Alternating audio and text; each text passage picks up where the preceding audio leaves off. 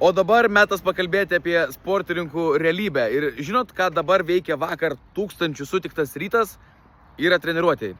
Ruošiasi LKL-ui. Viskas.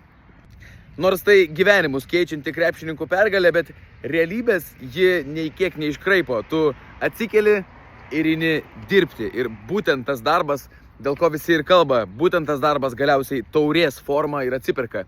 Rytas jau treniruojasi ir rytoj žaidžia rungtynes. Jas žaidžia ir Kauno Žalgiris, taip kad važiuojam. Prasideda viskas iš naujo, atsibundam ir krepšinis Lietuvoje tęsiasi. Ir Žalgiris, ir Rytas gali ramiai ruoštis LKL playoffams.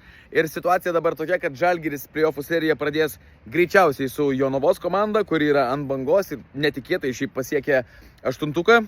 O Rytas ketvirtfinalyje greičiausiai susitiks su Utenos komanda. Ir, puikiai žinom, kokį tragišką sezoną turėjo Utenos komanda. Visiškai visų laikų antirekordinę pralaimėjimų seriją, atleistas Kemzūra. Bet dabar po truputėlį gyvybės ženklus rodo. Tai tiek Žalgirio varžovas Jonava tikrai kyla iš vandens, tiek Ryto būsimas varžovas Utena, bent jau šiek tiek kvepuoja grynų orų. Čempionų titulą gina Žalgiris ir, puikiai matėme, kiek Žalgiris iš tikrųjų yra stipresnis aikštėje už tokį Rytą, bet galbūt sužadins Rytą šitą taurę, emociškai turėtų įkvėpti. Bet kokiu atveju, žymiai stipresnis varžovas yra Kaunas, Rytas nebent vėl kurs dar vieną krepšinio stebuklą.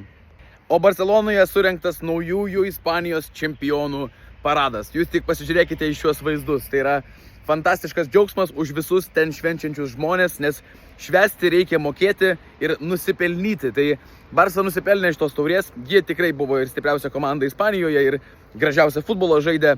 Tai įvarčių išraišką galima labai lengvai pastebėti. 91 įvartį pelnė per iki šiol vykusius grajus ir tai yra 21 įvarčių daugiau negu Realas. Labai simboliška, kad Barça šitą taurę, Ispanijos čempionų taurę, užsitikrino namuose ir būtent rungtynėse su Madrido Realu. El Clasico. Dar ir tas laimėtas namuose 2-0. Tikrai graži, pelnyta, tokia žavi ir čempioniška pergalė. Lauksim kito sezono. Baigėsi LeBrono Jameso sezonas NBA. Apmaudžiai, taip su tokiu rimtu sutriuškinimu, bet labai svarbu pabrėžti, prieš ką teko žaisti Los Angeles Lakers. Ir ta komanda yra Oklahoma City Thunder. Ir jie šluoja nuo paviršiaus visus. Tai yra dabartinė NBA čempionė ir kol kas playoffuose sužaidė 8 rungtynes ir visas jas laimėjo. Kitaip tariant, 2 serijos ir 2 kartus po baranką varžovui. 4-0, 4-0. Pačiam LeBronui Jamesui tai buvo 23 iš eilės sužaistas sezonas NBA.